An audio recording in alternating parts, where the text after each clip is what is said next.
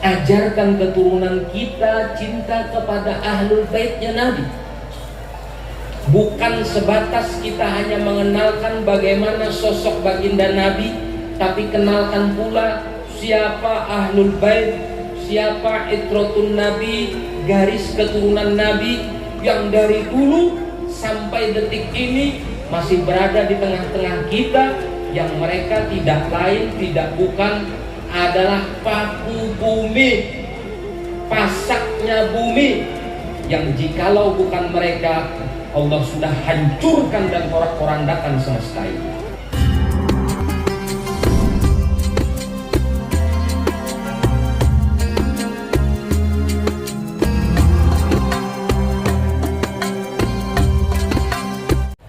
Alhamdulillah. Ya, itu memasuki Allah hasanah yang kedua yang kena disampaikan oleh guru kita Al-Habib Muhammad bin Abu Bakar Al-Udrus, Khadimul Majlis Nurun Nubuwah Kalwa.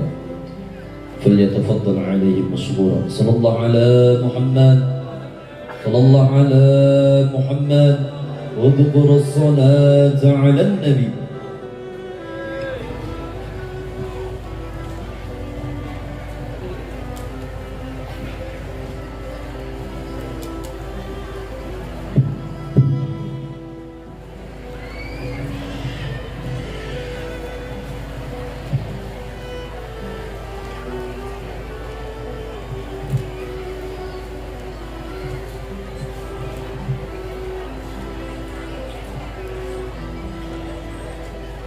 Bismillah, Masya Allah, la yasubul khaira illallah. Bismillah, Masya Allah, la yasrifu su'a illallah. Bismillah, Masya Allah, wa ma bikum min ni'matin faminallah. Bismillah, Masya Allah, la hawla wa la quwwata illa billah. Bismillah, walhamdulillah, wassalatu wassalamu ala rasulillah, sayyidina wa maulana Muhammad ibni Abdullah wa ala alihi wa sahbihi wa man wala. Qalu subhanaka la ilma lana illa ma 'allamtana innaka antal alimul hakim, wala haula wala quwwata illa billahil aliyyil azim. Rabbi shrah li sadri wa yassir li amri wahlul 'uqdatam min lisani yafqahu qawli wa sabbit lisani wahdi qalbi bihaqqi sayyidina Muhammad. Dusturakum ya ahlal darab wa ya ahlal batin wa ya ahlal naubah wa ya ahlal nur. Nawaina ta'allum wa ta'lim wa tadhakkur wa tadhkir wa naf'a wal intiba' ibadah wal istifadah wal hatha la tamassuk bi kitabillahi wa sunnati rasulih wa du'a ila al-huda wa dalalata 'ala al-khair wa ibtigha wajhillah wa mardatihi wa qurbihi wa thawabihi subhanahu wa ta'ala. Amma ba'd. Uhayyikum tahiyatan islamiyah, tahiyatan mubarakatan min indillah. Assalamualaikum warahmatullahi wabarakatuh.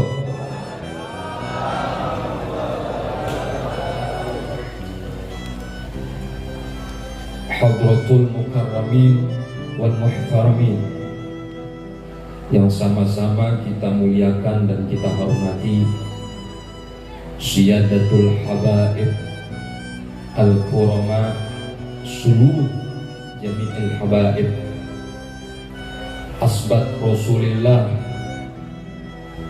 Itratun Nabawiyah min ahli baiti Rasulillah Sallallahu Alaihi Wasallam. Istimewanya kepada Sayyidul Walid Al-Habib Abdullah bin Husain Al-Habashi, wal Habib Ahmad Al-Attas, wal Habib Ahmad As-Saggaf, wal Habib Ja'far As-Saggaf, dan sekali lagi seluruh habaib yang berhadir di tengah-tengah kita, yang al-faqir tidak mampu menyebutkan satu persatu, namun insya Allah sedikit pun tidak mengurangkan rasa ta'zim dan penghormatan kepada beliau-beliau semua. Kita doakan mudah-mudahan seluruh habaib kita Allah berikan keberkahan dalam umur mereka, dan Allah senantiasa peliharakan dan jagakan mereka sehingga selama mereka masih berada di tengah-tengah kita, selalu kucuran rahmat dan barokah Allah turunkan kepada kita. Amin ya rabbal alamin. Sama-sama pula yang kita hormati Bapak Kapolres beserta seluruh jajarannya yang sudah berpartisipasi dan bersusah payah dari awal majelis haul ini diadakan sampai tadi, termasuk memberikan pelayanan di dalam konsumsi. Kami menghaturkan asykurukum jazakumullahu khairan katsira. Semoga Allah balaskan dengan sebaik-baik balasan dunia dan akhirat. Amin ya rabbal alamin. Dan seluruh panitia yang bertugas, termasuk istimewanya tokoh-tokoh masyarakat, orang kampung di sini Batu Tungku yang sudah ikut serta pula. Terima kasih banyak.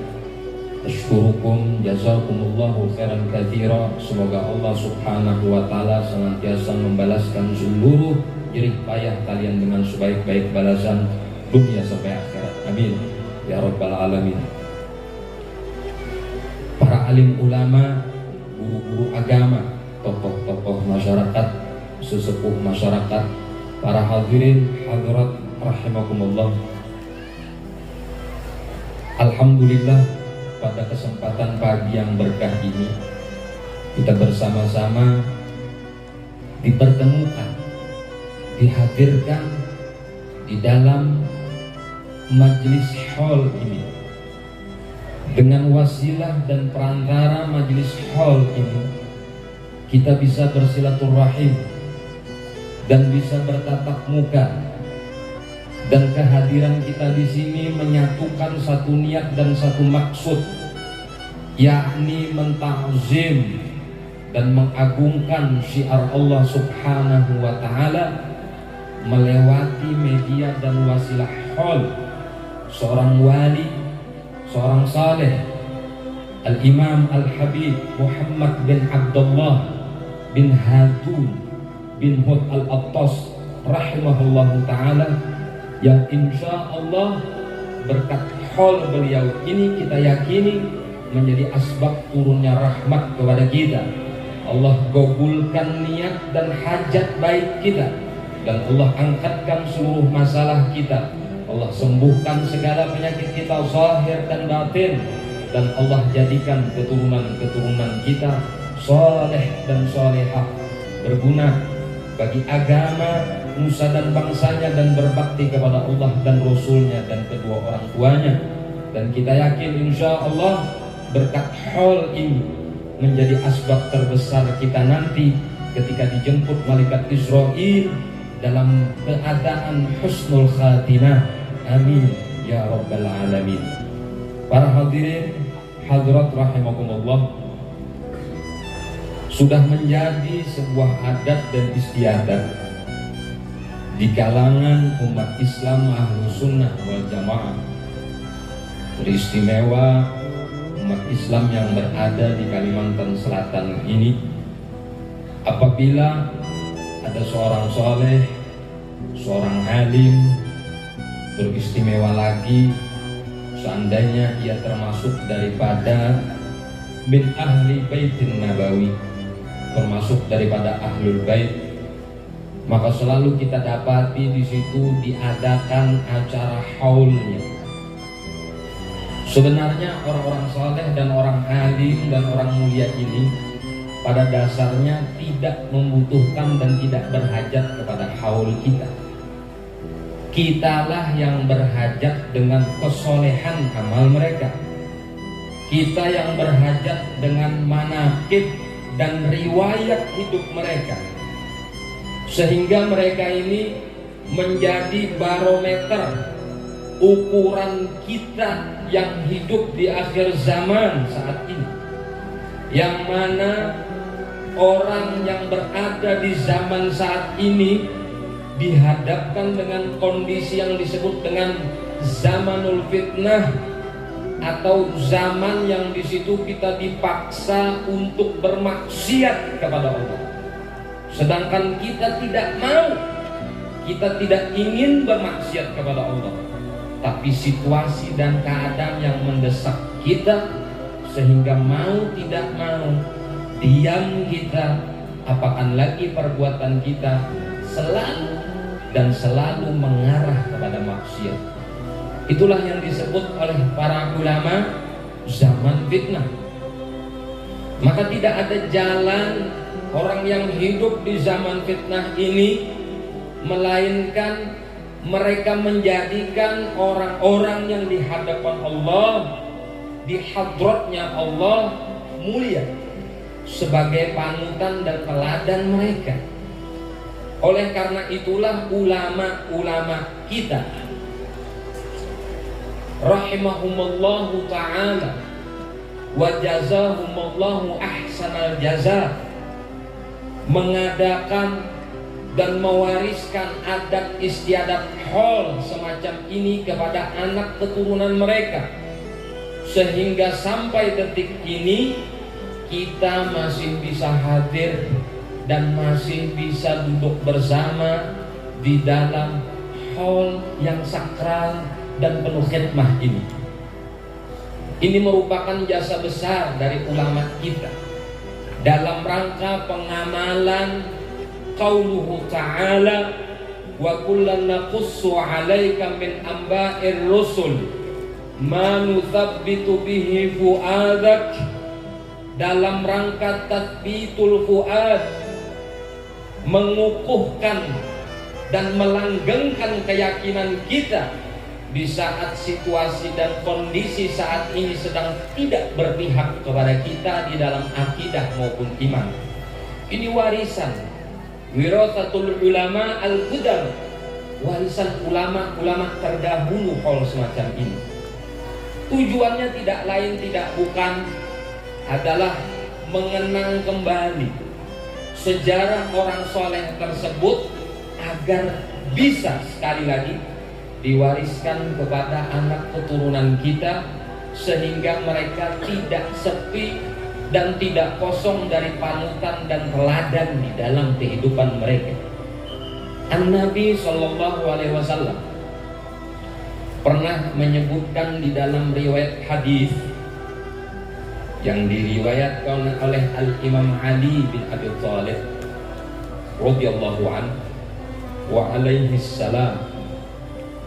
Beliau mengatakan, adibu auladakum ala thalathi khisal,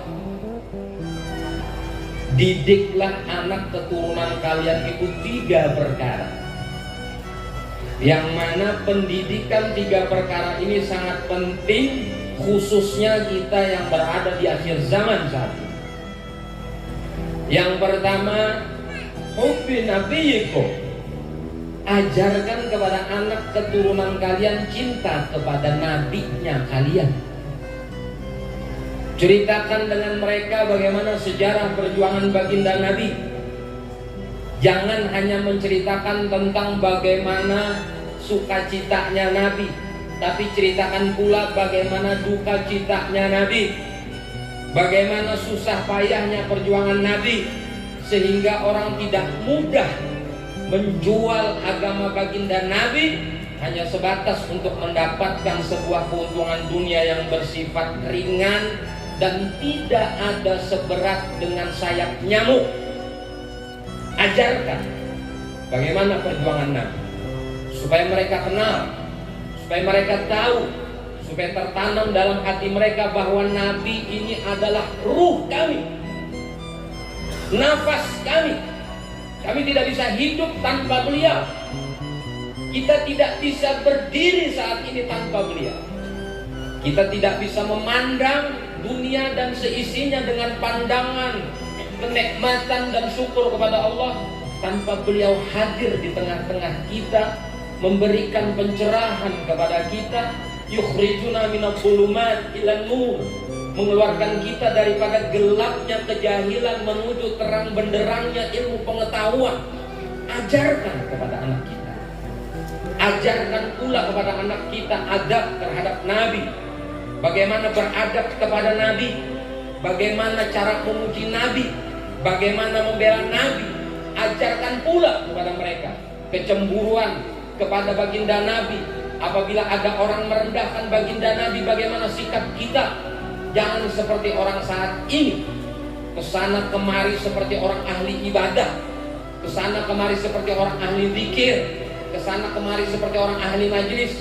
Namun apabila nabinya dihina, apabila nabinya direndahkan, sedikit pun tidak ada pembelaan terhadap baginda Nabi.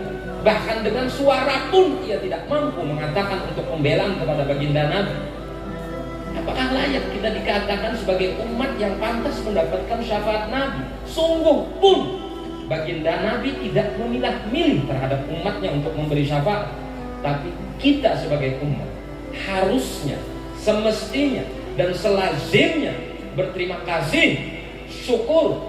Al-Imam Muhammad bin Said Al-Busiri mengabadikan di dalam burdahnya yang dengan kalimat sederhana cukup menggetarkan bagi orang yang beriman. Bi akramir rusli kunna akramal umami. Karena sebab baginda Nabi kita menjadi mulia. Karena sebab baginda Nabi kita saat ini bisa duduk bersama.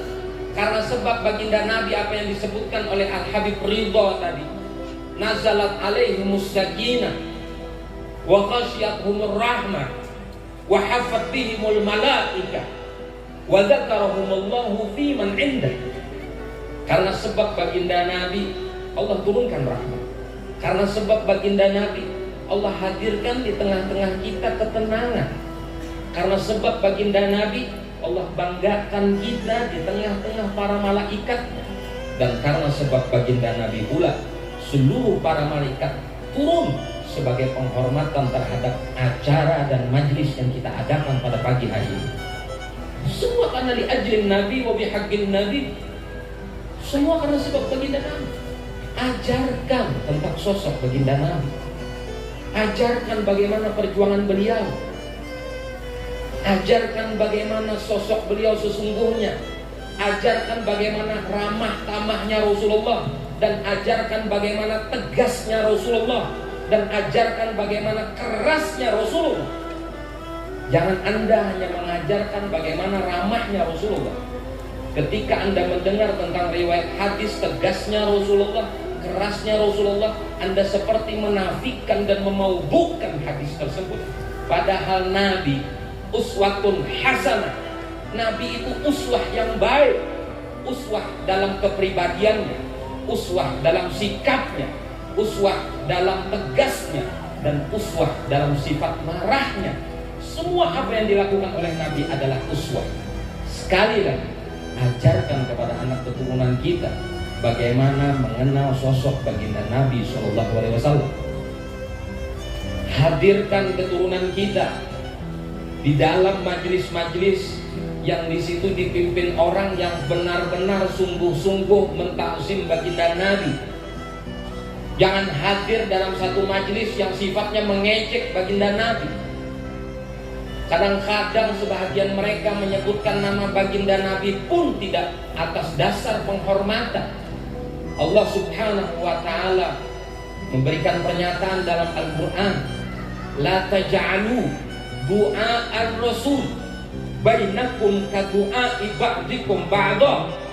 Jangan pernah engkau jadikan panggilan terhadap baginda Nabi seorang Rasul seperti panggilan di antara kalian satu dengan yang lainnya. Adab ayyuhal penting dalam sebuah majlis, apalagi menceritakan tentang baginda Nabi SAW. Hal-hal yang berkaitan dengan kehormatan hadrat Rasul, jangan sampai Anda tidak beradab. Dan Anda perlu tahu, Para ulama menyebutkan yahsul bil adab malah yahsul bil talab.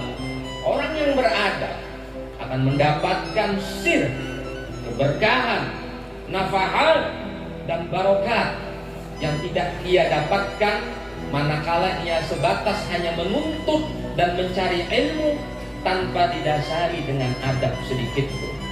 Makanya ulama-ulama dahulu seperti Sahibul Hal Al-Habib Muhammad bin Abdullah Al-Abbas, beliau diangkat menjadi seorang wali dan seorang saleh bukan karena kapasitas banyak ilmunya, sekalipun ilmunya banyak, bukan karena kapasitas banyaknya ibadahnya dan ritualnya, auratnya, ahzabnya, zikirnya, tidak. Sekalipun mereka tidak sedikit di dalam wiridnya, tetapi mereka diangkat oleh Allah menjadi seorang wali dan soleh karena adabnya, akhlaknya, perangainya, budi pekertinya di hadapan hadrat Allah dan hadrat baginda Nabi SAW. Itulah orang-orang tersebut derajatnya diangkat. Alim silahkan, kathratur riwayah, banyak punya riwayat, makalah ulama silahkan. Tapi kalau Allah tidak anugerahkan pada dirinya adab, maka yakinilah bahwa ilmu tersebut tidak ada keberkahan dan manfaatnya. Ingat itu sejarah iblis. Bagaimana iblis menguasai dan menjadi imam seluruh para malaikat di dalam surganya Allah Subhanahu wa ta'ala. Tetapi iblis mal'un, matrud an rahmatillah, terlontar daripada rahmatnya Allah hanya karena satu kesalahan yang berkaitan dengan adab, yakni iblis mengedepankan sombongnya ketimbang rendah dirinya manakala perintah Allah untuk sujud penghormatan kepada Nabi Allah Adam alaihissalam. Ini yang penting ayolah. Allah memberikan pelajaran kepada kita tentang bagaimana adab itu di atas segala-galanya. Al-Ustaz Al-Habib Ad-Da'i ilallah Hasan bin Ahmad Baharu rahimahullahu ta'ala sering berpesan terhadap murid-murid beliau. Beliau adalah muassis Ma'had Darul Lughah wa Da'wah, atau yang kita kenal dengan Pondok Pesantren Dalwah.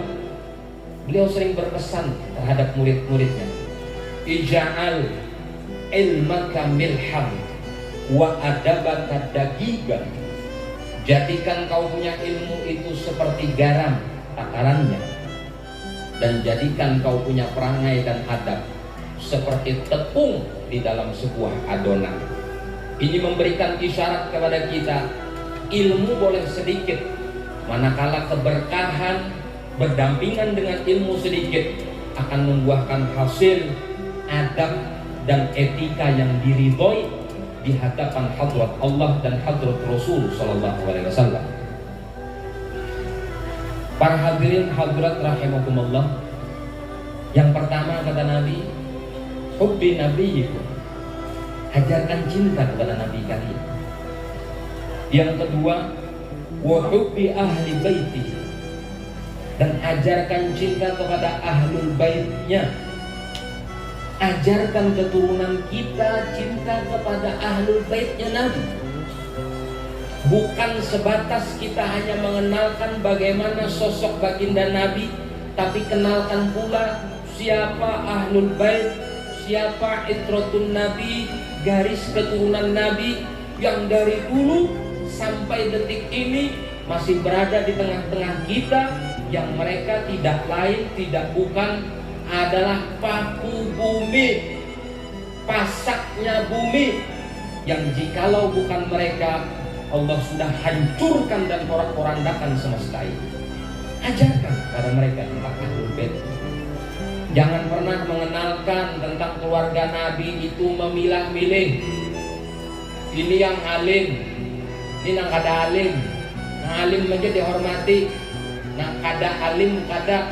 Ajarkan mereka mencintai semuanya, mau alim, mau tidak alim, Mau mereka notabennya tanda kutipnya baik atau maaf tidak baik pada pandangan manusia, ajarkan tetap mencintai.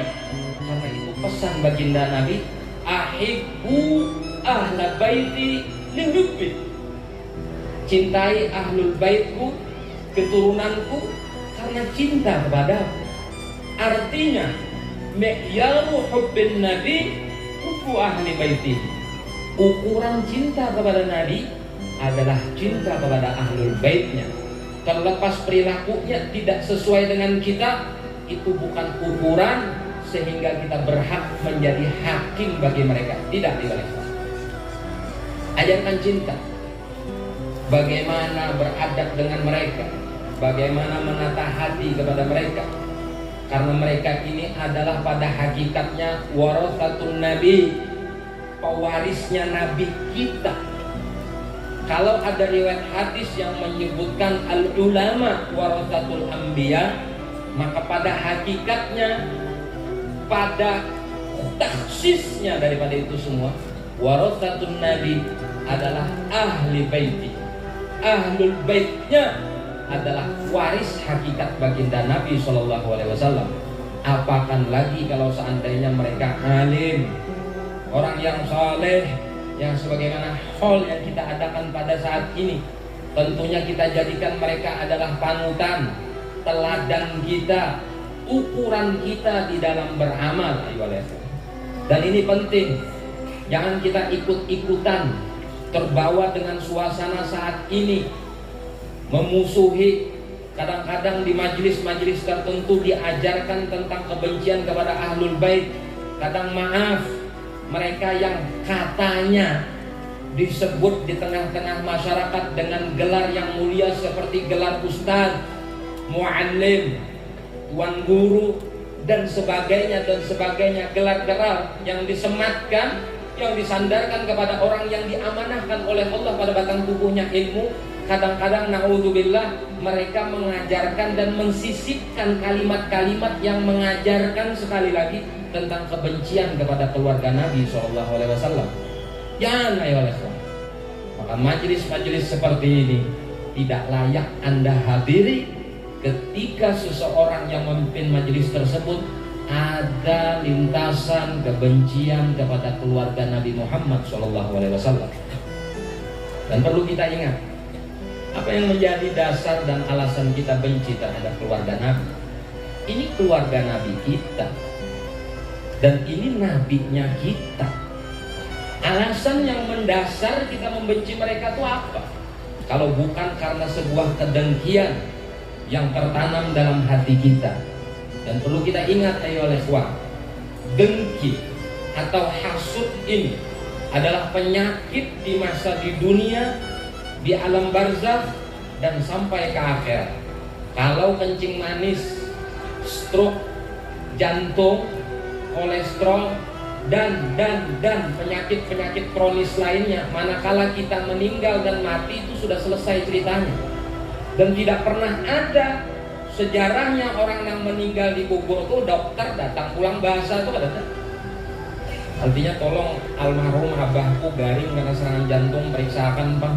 Tidak ada itu. Karena selesai ketikanya sudah mati dengan asbab jantungnya, selesai jantungnya. Tapi yang namanya dengki ini di dunia ini sudah kada nyaman.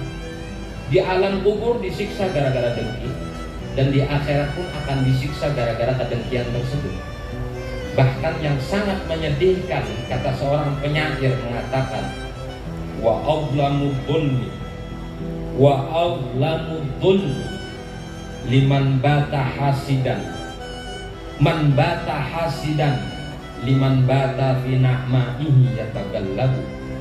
Wa azlamu dhulmi, paling jahatnya seseorang, paling zalimnya seseorang, paling jeleknya seseorang, man bata hasidan, orang yang hidup membawa kebencian, liman bata fi na'maihi yatagallabu, terhadap orang yang berbolak-balik setiap waktu menjadi asbab datangnya nikmat terhadap dirinya, yaitu baginda Nabi SAW. kita pada hakikatnya benci terhadap mereka, dengki terhadap mereka, sama kita benci dan dengki kepada baginda Nabi SAW yang siang malamnya baginda Nabi selama hidupnya selalu memikirkan dan memperjuangkan keselamatan kita. Misdaqan liqaulihi ta'ala harisun alaikum, yang senantiasa berhasrat dan mengharapkan keselamatan kita di dunia sampai di akhirat. Para hadirin hadirat rahimakumullah. Yang ketiga kata Nabi, wa ala qiraatil Qur'an, ajarkan kepada keturunan kalian bagaimana mencintai membaca Al-Qur'an, dan bukan hanya sebatas mencintai dan membaca Al-Qur'an saja, namun lebih daripada itu menjadikan Quran sebagai teladan, isinya Al-Qur'an bujur-bujur dipahami dan kandungan Al-Quran diamalkan di dalam kehidupan. Jangan seperti orang-orang yang banyak membaca Al-Quran, bahkan mereka hafizul Quran, hafal Al-Quran, namun mereka selalu berdengki dan benci terhadap orang-orang yang tidak sejalan dengan mereka. Inilah warisan, mungkin keturunan daripada perilaku Dzul Khuwaisirah, orang yang pernah mendebat Nabi SAW ketika baginda Nabi membagikan harta rampasan perang. Ia mengatakan, "I'dil ya Muhammad," bersikap adillah wahai Muhammad.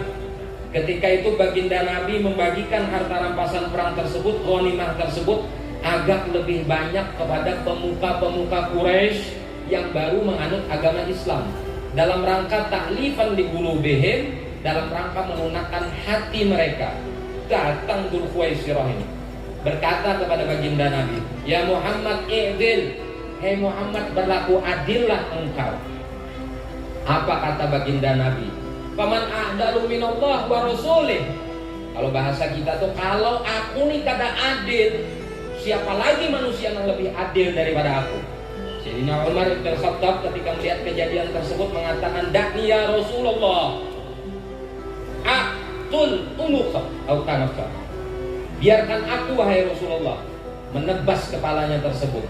Jangan, kata baginda Nabi, biarkan dia.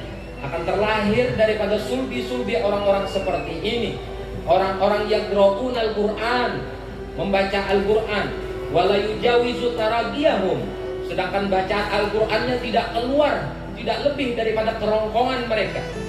Yamruquna minal Islam kama yamruqus sahmu minar ramiyah, mereka keluar daripada Islam sebagaimana keluarnya anak panah daripada busurnya. Jangan bersikap seperti itu. Inilah yang disebut dengan golongan kaum Khawarij. Mereka orang-orang yang membenci orang-orang yang tidak sejalan dengan mereka. Apalagi mereka sangat membenci terhadap orang-orang yang ada kaitan dengan baginda Nabi SAW. Ajarkan kepada keturunan kita tentang bagaimana membaca Al-Quran, tentang bagaimana mencintai Al-Quran, tentang bagaimana menjadikan Al-Quran sebagai pedoman dan panutan mereka. Jadikan Al-Quran sebagai hiasan di dalam rumah kita. Ajarkan selalu bagaimana pendidikan tentang kandungan Al-Quran, sehingga mereka apabila kita sudah meninggal, Quran tersebut akan menjadi perbendaharaan kita yang dibacakan oleh keturunan kita nanti di tengah pusara kita. Misdaqan liqaulihi alaihi salatu wassalam, idza mata ibnu Adam, apabila seorang anak manusia meninggal, in qata'a amaluhu illa min thalath, maka terputuslah seluruh amalnya kecuali 3 perkara, sampai pada perkataan baginda Nabi menyebutkan au waladin shalihin yad'u lahu, atau anak soleh yang mendoakan bagi orang tuanya. Kita berharap keturunan kita masuk di dalam 3 golongan ini. Orang yang mencintai Nabi, keturunan kita, orang yang mencintai keluarga Nabi dan menjadikan Al-Quran sebagai pedoman kita. Misdaqan liqaulihi alaihi salatu wassalam, inni tarikun fikum tsaqalain, kitab Allah wa itrati ahla baiti. Wa fi riwayah, inni tarikun ma in tamassaktum bih lan tadillu ba'di ahaduhuma aqdamu minal akhar. Kitab Allah hablum mamdudun minas sama'i ilal ardh wa itrati ahli baiti atau kama qala Nabi sallallahu alaihi wasallam. Pembenaran dari 3 hadis ini, dari 3 isi kandungan hadis tadi, yaitu cinta kepada Nabi dan cinta kepada keluarga Nabi dan menjadikan Quran sebagai pedoman. Ini dibenarkan dalam riwayat hadis yang berbunyi inni tarikun fikum mustaqalain. Aku meninggalkan 2 perkara yang berat. Kitab Allah wa itrati, Al-Quran dan garis keturunanku. Jadi Al-Quran dan garis keturunan Nabi merupakan wasiat terbesar baginda Nabi terhadap umatnya. Bahkan dalam riwayat lain menyebutkan ma'in tamassaktum bih lan tadillu ba'di. Jikalau kalian berpegang teguh dengan ini, lan tadillu ba'di. Ahaduhuma aqdamu minal akhar. Salah satunya lebih besar daripada yang lain. Kitab Allah yakni Al-Quran, misdaqan liqauli alaihi salatu wassalam tadi, wa ala qiraatil Quran hablum mamdudun minas sama'i ilal ardh, tali yang terbentang dan terikat dari langit sampai bumi. Wa itrati ahlul bait, dan itrahku ahlul bait.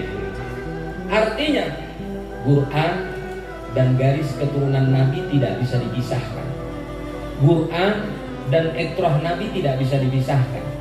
Quran dan ahlul bait Nabi tidak bisa dipisahkan.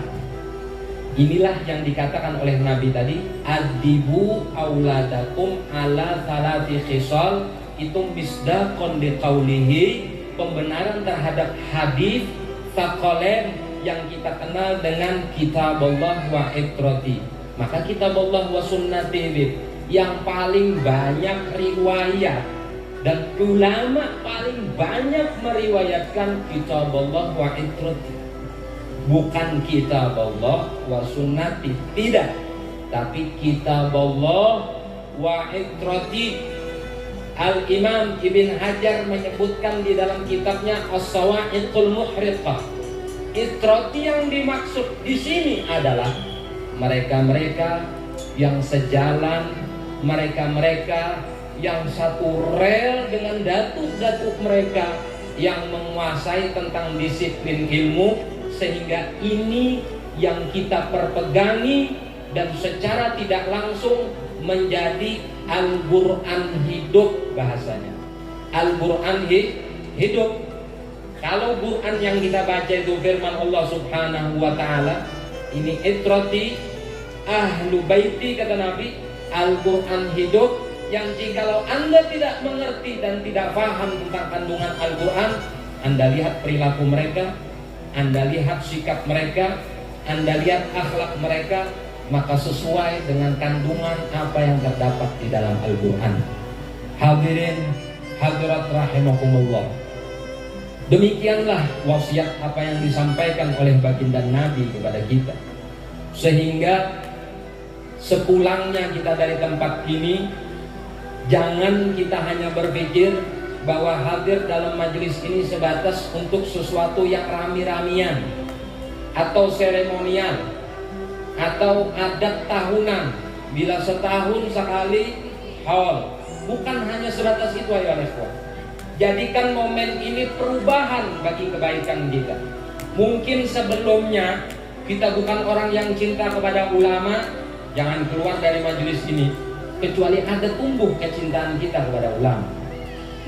Mungkin sebelumnya kita bukan orang yang senang terhadap syariat Rasulullah, setidaknya pulang dari tempat ini ada secercah cahaya rasa mahabbah kepada baginda Nabi. Mungkin sebelumnya kita hadir di sini termasuk orang yang tidak mengenal sama sekali siapa itu Tuhan. Setelah keluar dari majelis ini ada secercah pengharapan bahwa kita termasuk orang-orang yang digolongkan mati dalam keadaan membawa iman, insya Allah.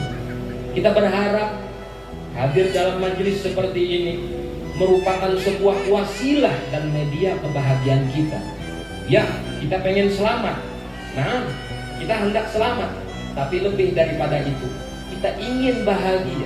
bahagia di dunia dengan membawa keberkahan baginda Nabi, dan bahagia di akhirat dengan diiringi oleh keberkahan baginda Nabi SAW. Itulah sebabnya kenapa kita hadir dalam majelis ini, karena insya Allah kita yakini kita termasuk orang-orang yang beruntung. Dan karena mungkin ke satu tempat yang dimuliakan oleh Allah, satu tempat yang dianggap itu merupakan pandangan Allah Subhanahu wa Ta'ala, kecuali orang tersebut adalah orang-orang pilihan, dipilih oleh Allah. Kita dipilih oleh Allah untuk hadir di sini, kita dipilih oleh Allah untuk bisa berjalan menuju ke sini. Apalagi tadi pas pemulaan Maulid tadi, hujannya luar biasa, namun kurang-kurang kira-kira sepeda motor lah, namun bermobil itu kada bapak, namun bersepeda motor nang pulang ke sini kurang-kurang kada hendak pulang. Asan apa coba? Kalau sebatas hanya mencari makanan di rumah mungkin lebih nyaman makanannya. Kalau hendak mencari guring di rumah lebih nyaman guringnya ketimbang di sini. Kalau hendak nang mencari kenyamanan nang berbau duniawi lebih baik di luar sana, karena di sini bukan tempatnya. Tapi karena ada sesuatu gelombang energi nang kita sendiri pun kada sadar. Gelombang apa ini yang menggerakkan kita dan memudahkan kita datang ke sini? Tahu-tahu datang aja. Kadang-kadang kita ada berniat datang ke sini dengan niat yang baik, tahu-tahu sampai aja ke sini. Inilah yang disebut dengan sebuah istilah fujatun ilahiyah, sesuatu keberuntungan yang datang daripada Allah Subhanahu wa Ta'ala. Allah berfirman dalam Al-Quran, wa ma yulaqqaha illal ladina sabaru wa ma yulaqqaha illa dzu haudzin 'adzim. Dan tidaklah diberikan keberuntungan ini kecuali kepada orang-orang yang dipilih oleh Allah Subhanahu wa Ta'ala. Insya Allah kita termasuk orang-orang yang dipilih oleh Allah Subhanahu wa Ta'ala. Amin ya rabbal alamin. Para hadirin hadirat rahimakumullah, belum kira cukup apa yang bisa saya sampaikan. Mudah-mudahan bisa diambil intisarinya dan bisa diambil manfaatnya, dan semoga Allah Subhanahu wa Ta'ala memberikan kita hidayah, taufik dan istiqamah, bisa mengamalkan apa yang diwasiatkan oleh baginda Nabi kepada kita dan seluruh anak keturunan kita, dan diakhiri seluruh hayat kita dalam keadaan husnul khatimah. Amin ya rabbal alamin. Terima kasih banyak atas segala perhatian, wabil khusus kepada seluruh yang berpartisipasi mensukseskan acara ini. Ulun mengaturkan asykurukumullah, jazakumullahu khairan katsira. Terima kasih banyak, dan mudah-mudahan Allah membalaskan seluruhnya dengan sebaik-baik balasan dunia dan akhirat. Dan ulun menghaturkan minta halal, minta ridho, minta ampun, minta maaf kalau seandainya di dalam sikap, perbuatan, kata-kata ada mengandung sesuatu yang tidak membuat nyaman. Sekali lagi ulun menghaturkan minta halal, minta ridho, khususnya kepada seluruh keluarga Al-Habib Muhammad bin Abdullah Al-Attas yang berada di Batu Tungku ini. Terima kasih banyak. Sebuah kemuliaan dan kehormatan begitu luar biasa kepada ulun bisa diundang di sini. Mudah-mudahan seluruh ahli waris daripada Al-Habib Muhammad bin Abdullah Al-Attas diberikan kesehatan, keluasan rezeki, keberkahan dalam kehidupan mereka, dan apa yang mereka niatkan dan maksudkan Allah kabulkan, dan Allah jagakan mereka sekeluarga. Semuanya yang ada hubungan dengan Al-Habib Muhammad bin Abdullah Al-Attas dijagakan oleh Allah Subhanahu wa Ta'ala dari seluruh keburukan dan hal-hal yang tidak membuat mereka nyaman. Sekali lagi ulun haturkan minta halal, minta ridha, minta ampun, minta maaf.